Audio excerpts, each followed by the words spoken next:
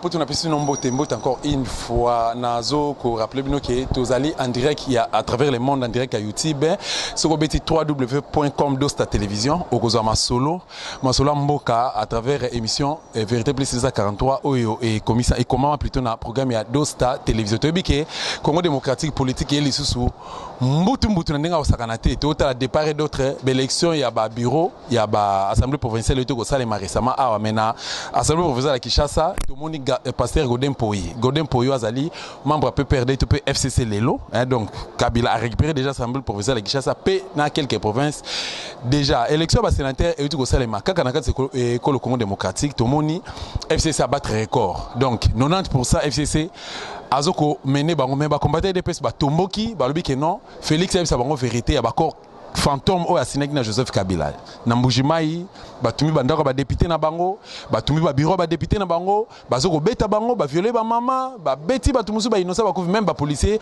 ba tuko kufa na ville à Kinshasa ah n'en parlons pas siège bango IDPS à 11 mairie wa 11 mairie bandeko bazana Kinshasa bazana RDC to bazana étranger ba bi 11 mairie limité na permanence à IDPS ba piller yango ba kangi banzela ba tumbi mituka tout ça et non seulement ça libération ya ba prisonnier politique Félix Alobaki dans les 10 jours qui respecté il a fallu cabinet na Kigali et na Kigali Vital Kamerhe écoute nana Paul Kagame pour que asenga nae ba supplier Joseph Kabila pour que a desserrer ceinture à libérer quelques prisonniers politiques mais parmi les 700 to Monica Frank Dionde abimaki mais Frank Dionde a qui remercier Félix pas déposer germe de fleurs na permanence IDPS pour na liwa ya Etienne Tshisekedi ya Mulumba ba combattre ba bengani na numéro nanga politique ya lelo na mi pona bino mwana mboka Timothée Efika azalaki candidat président de la République de l'échéance il y a 2018 à 30 décembre mais aza candidat maléré lelo azo travailler na ntoko bango à travers émission oyo mwana mboka to pesi mbote déjà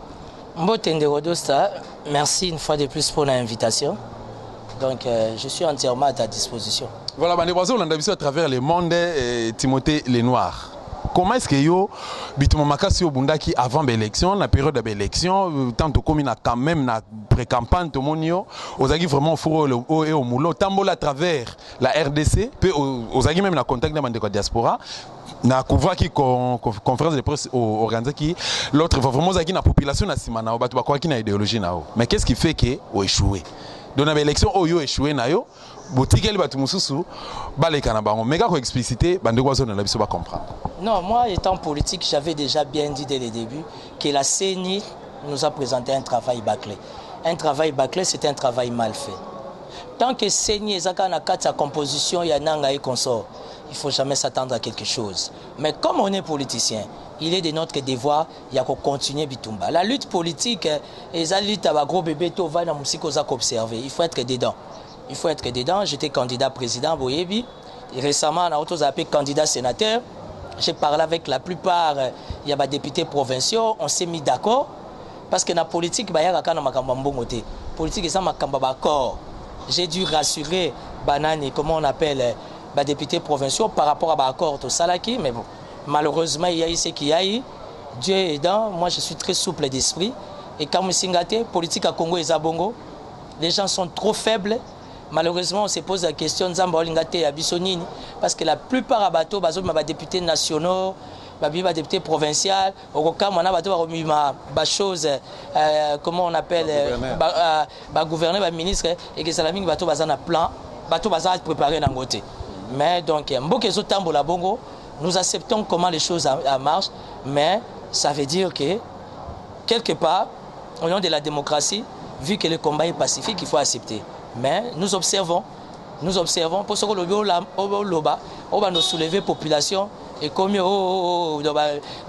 des problèmes, il faut éviter qu'on s'expose. Tout ça et nous espérons quel que soit ce qui se passe dans Mboka et que dans les jours à venir réussite ezala. Moi Mboka Timothée Efika to Luka Kiyo to Zwa Kiyote. Dis-moi to kutani lelo, to lingi to d'abord point de vue par rapport aux résultats de l'élection. Présidentiel au le 30 décembre 2018, tout le monde a réclamé toujours vérité des urnes. Nangamba Félix, toujours au chevet, il y a Joseph Kabila Kabange. Qu'est-ce qui se passe? Écoutez, le combat que mène Martin Fayulu, c'est un combat pacifique. C'est un combat démocratique. Martin Fayulu, c'est quelqu'un qu'il faut respecter. Moi, je respecte son combat. Parce que position Martin Fayulu Azanango, et sa position Ngapelengena Zanango, son na position wana. Moi je suis un légaliste, moi je suis un rationnel. Je n'ai jamais été d'accord avec Félix Tshisekedi. Je n'ai jamais été d'accord avec Fachi. Mais pour les besoins de la cause, il est chef de l'État, Babundarana chef de l'État. Quelle que soit façon à Zuliango, il est Moka Yebi. Quand tu vas dans la Bible, David Pona Bundana Goliath, Bapesaki épée à Mounene, Bapesé Tale Longo ya Boulangeti a finika. Asali un pas, deux pas, trois pas l'obité. Oh, ils aussi malangate, ils ont à point langate, non, Bunda bien. Il fallait y mogo, à Bundana lance-pierre naïe. Félix Tshisekedi est arrivé là où il est arrivé. On ne va plus revenir sur ça, mais nous restons plutôt dans le respect des principes. Ça veut dire que vérité, il y a urne aux osés. Au moins, vérité, il y a urne à niveau national. Bobo Yakiango, les lois IDPS, il a commencé la vérité des urnes à niveau sénatorial. Ça veut dire que aux autres, nous avons ça la yoté, que ça la peut m'ingate. Donc, Martin Fayulu est en bonne position par rapport à son combat politique. Je le soutiens, je l'accompagne, malgré que je suis indépendant. Parce que Timothée Lenoir n'a pas indépendant. Non, Naza derrière X, Naza derrière Y, non. Moi, je suis un rationaliste, quelqu'un qui est très conséquent, un légaliste. Oh, ils ont bien trop bête à ma beaucoup. Oh, ils ont ma bête trop condamné. Mais combat, il y a Martin Fayulu, les combats, il faut encourager, il faut soutenir Martin Fayulu, il est dans les bons. Et Dieu est dans, à continuer comme ça, à preuve, réussite, est visible. Bolinga Bolingate, je suis convaincu, est un homme politique, un homme d'esprit, et qui dans les jours à venir va donner et changer. Moi, je Timothée Lenoir, Tozo Kobanayo, na même autre idée. Tout quand on a maman li kamonabiso, l'élection il y a l'Assemblée provinciale donc bureau nango, peut-être déjà voté récemment à tout le monde qui na l'Assemblée provinciale de Kinshasa, Pasteur Godin Poyi a eu gagné Paris. D'habitude par rapport à yango, à travers la RDC, yo Kolobani. Je connais pas le pasteur Godin Poyi. Je le suis à la télé, comment il fait ses analyses, comment il parle de Dieu et tout et tout.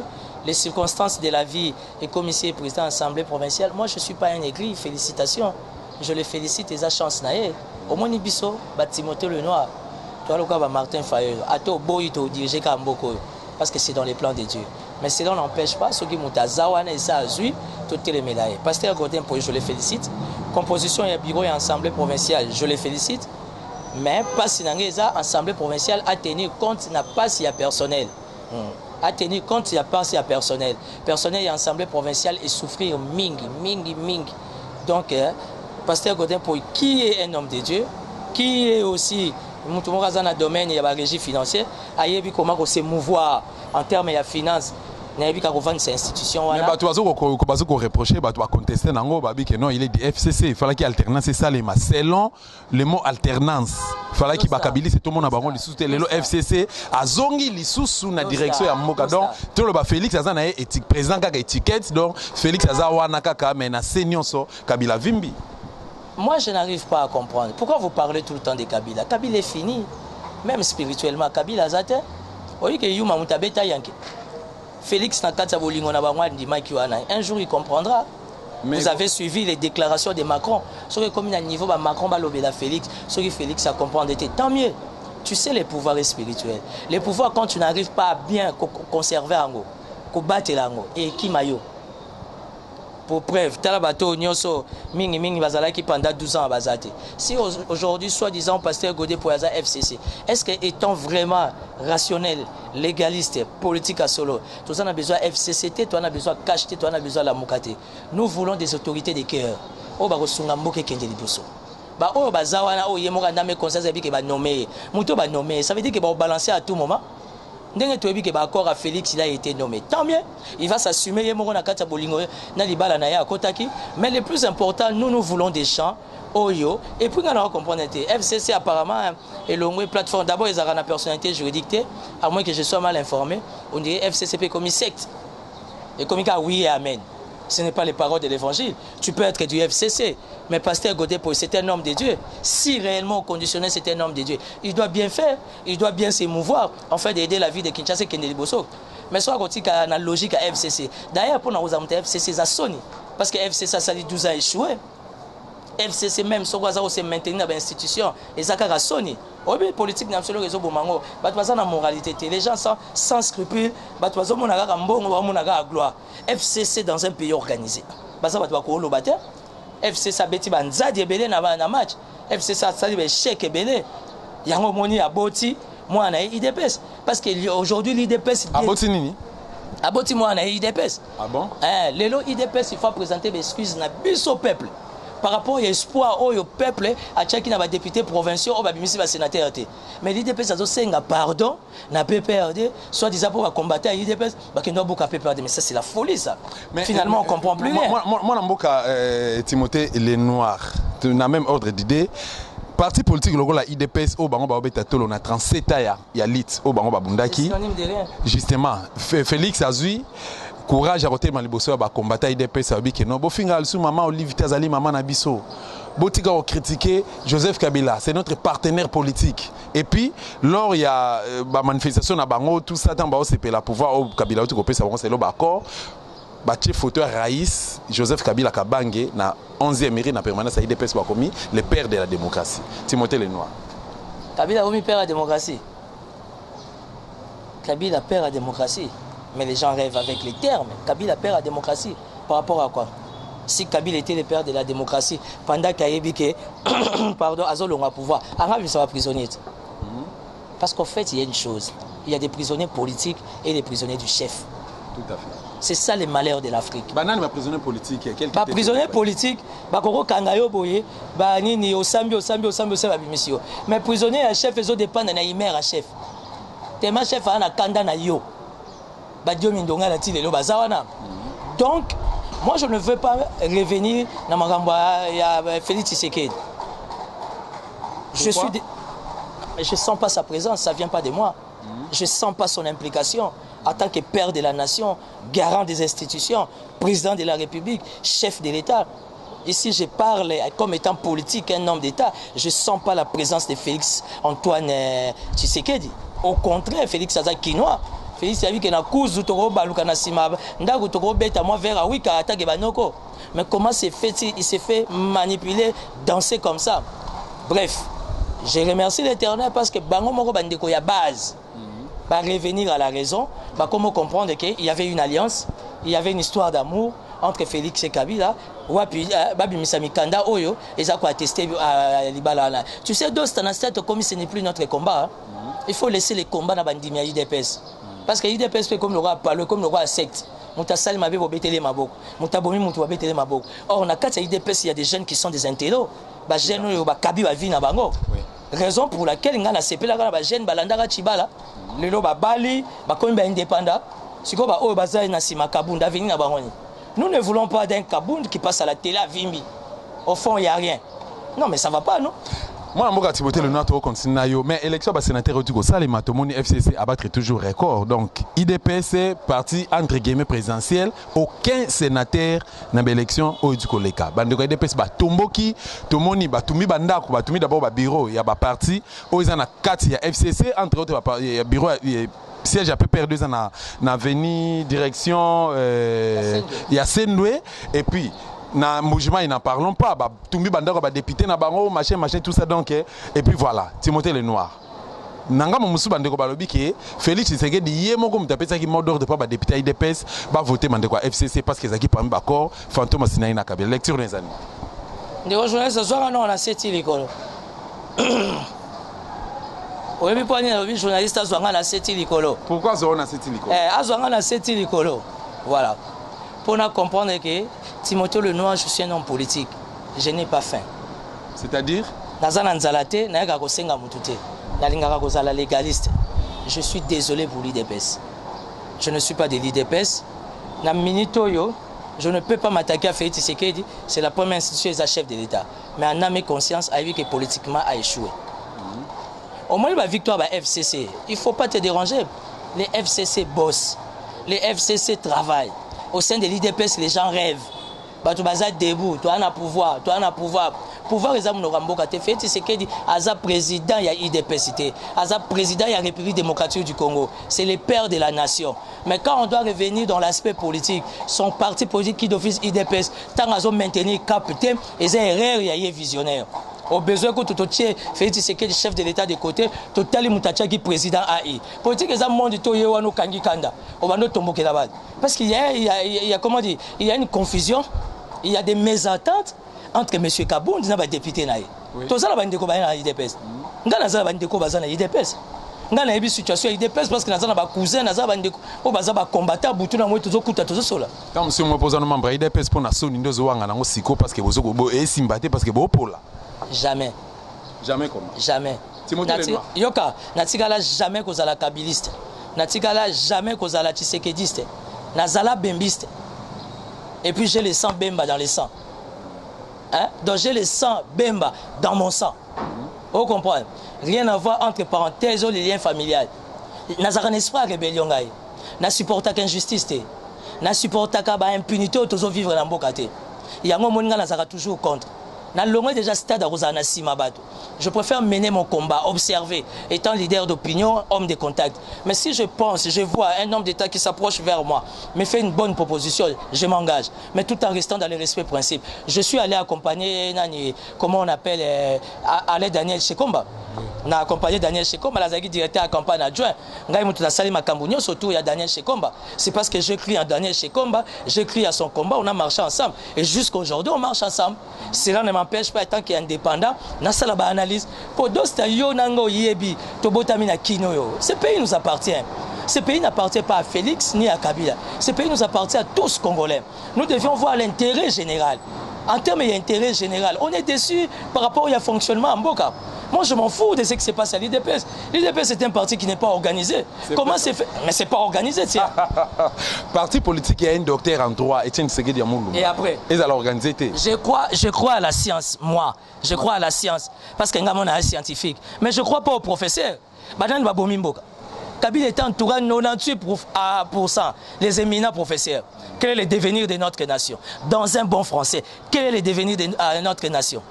Félix Tshisekedi Antoine, que je respecte beaucoup, c'est le chef de l'État. Il est entouré de Batamaël. Papa François Béa, je le respecte beaucoup.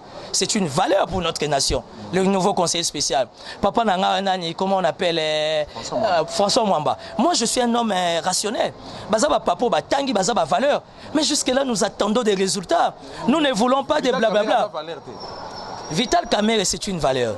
Même s'il a des problèmes d'amour, on les a problèmes naïfs. Mais Vital Kamerhe, c'est une valeur. Mais il faut faire attention avec Vital Kamerhe. Comment ça? Vital Kamerhe, il est dangereux. Okay. Il sait ce qu'il veut. Mais l'IDPS, ça craint. Je respecte beaucoup le chef de l'État. Félix Tshisekedi, je m'incline. Vital Kamerhe, c'est mon vieux que je respecte beaucoup. On a des relations. Aza, directeur de cabinet, chef de l'État, il faut les respecter. La force de Vital Kamerhe, c'est que Vital Kamerhe a yébi eloko alingi. Mais IDPS style les deux eloko alingi. IDPS c'est synonyme à IDPS il y a 20 ans. Il y a Bitumba, il y a Boye. Nous voulons des intellos, des gens qui sont dignes à un mot d'ordre. Ok, partir lobby bateau aussi. Nous ne voulons pas que. Ndeko Timothée le noir toujours qui est nasuka parce que une réalisation qui non ministre qui est nasuka mais toujours un pan arrêt yo zaki na problème c'est rien na André Kimbuta donc gouvernorat ya Kinshasa na ebité dossier na esuka wapi oliambo on ayo oya kopesa rapport te pas ba télé spectateur ba yo kela comme ba combattre ensemble na yo to biso presse to bundaka ensemble na yo pour na lo dénoncer lokwana ba metaka bino en génie bino cabinet à Daniel Boteti ndeko na biso on est de cœur avec toi to suka api na dossier wana na ebesko zolingo memangai. Élection à gouverneur et Zoya, nazo soutenir Magloire Kabemba. Je fais un choix. Bolobé que Magloire Kabemba, moi, la Kimbuta. Kimbuta mène une vie difficile. Mais si je suis devenu Timothée, nous on a commencé pour na bunda na gouverneur, na gouvernorat et puis na longa. C'est ce qui fait ma force. Mais la politique est un monde d'esprit. La politique est un monde des accords. Aujourd'hui, André Kimbuta a échoué. Mais connaissant Kinshasa, maîtrisant les grands dossiers de Kinshasa, il faut Kinshasa ait na maboko à mutu et Zaiki na kati. Moi, si j'avais assez de moyens, je la candidat gouverneur. Je me dis que Magloire Kabemba, c'est un ticket gagnant. Parce que le ministre, je suis dans le secteur. Magloire Kabemba a géré l'agriculture, tout comme la foire agriculture et foire agricole, où ils ont permettre que les partenaires, il y a de gauche à droite, de manière que la vie de Kinshasa s'émouvoir. As un ministre Affaires foncières, j'ai fait partie de la commission de création à DGRK. DGRK a un objectif 1100 emplois. Le lot DGRK, comme il y a plus de 4000 emplois, ça veut dire qu'on a besoin d'une telle personne pour aider Kinshasa. Papa a échoué. Moi, allons, on l'a tassoni. Biso papa na biso ayebi sara biso. Tout ce que, mon père m'avait dit tout ce que je suis en train de faire. J'aimerais qu'un jour, si je ne suis pas là, mon Abino Landanga pour ça la mieux que moi. Mais dès que Timothée le Nord, montre que vous avez la contradiction à part parce que vous avez condamné Joseph Kabila pour la mégestion, vous avez condamné Félix pour avoir comment dirais-je fait des accords, accompli plutôt des accords fantômes. Dans Joseph Kabila a échoué lamentablement puis abomi a détruit Mboka Nabiso. Mais le loyo wana na Magloire Kabemba o aza mwana André Kimbuta Magloire Kabemba maboko zana makila lelo ba famille so mona Magloire na télévision ba famille ba supporter raté. Tu sais, je vais te dire une chose. Magloire Kabemba a eu des problèmes dans sa vie. Comme moi aussi, j'ai eu des problèmes. J'ai été kidnappé, empoisonné. J'ai vécu tous des problèmes venant de Kimbuta, ça c'est vrai. Magloire Kabemba, entre parenthèses, dossier Yabana Bafouelo. Paix à leurs âmes, Banabiso.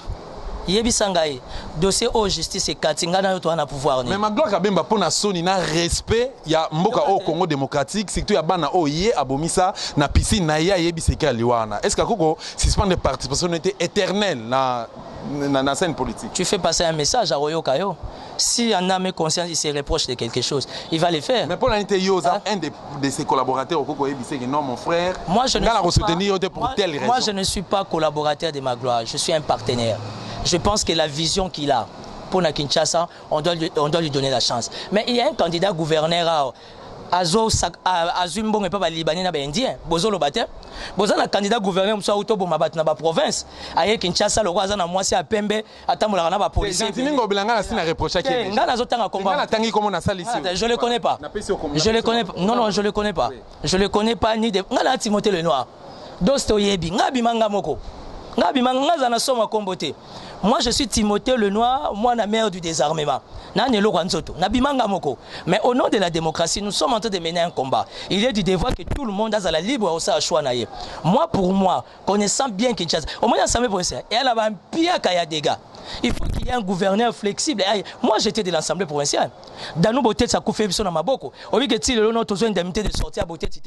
Ça veut dire qu'il faut que vous allez gouverner et ça maîtrise la ville à faire tourner d'abord le personnel. Personnel à l'Assemblée provinciale. Moi, je ne fais pas partie de l'Assemblée. Pourquoi on a plaidé cause à personnel? C'est parce que j'ai un cœur. J'ai un cœur. Magloire Kabemba, il y a une histoire, il y a Bajimo. Justice est lavée.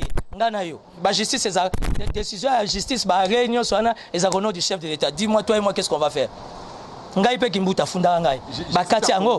à Congo, la justice à double vitesse. Nous espérons le roi à Fouachi à Koti. Le roi à Fouachi à Koti. Justice est le roi à double vitesse. Et comme à vitesse normale. Non, Kabila a risé derrière Félix ou pas le combat spirituel. Kabila est fini. Kabila est fini. C'est toi qui l'as dit. Pour ma Kamba Boutou, Kabila est fini. Je ne suis pas de l'IDPS, jamais vous me verrez appuyer l'IDPS, mais je pense que Yuma Boma Yanke. Il est temps pour Félix Tshisekedi, chef de l'État, de comprendre qu'aujourd'hui il a l'impérium.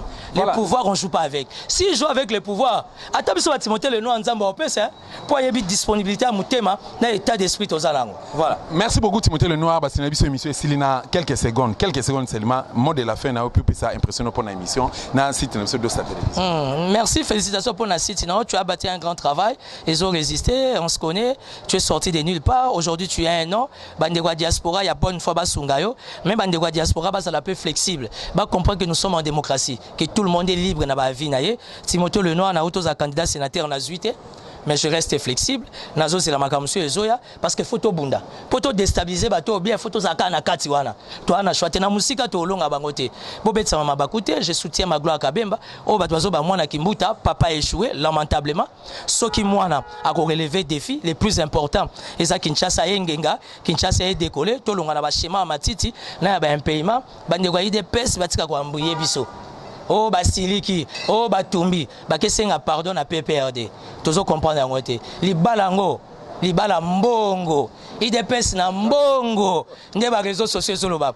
Ba candidat gouverneur mususu, total na CNews dans ba réseaux sociaux, il paraît que va ba homosexuel ba PD.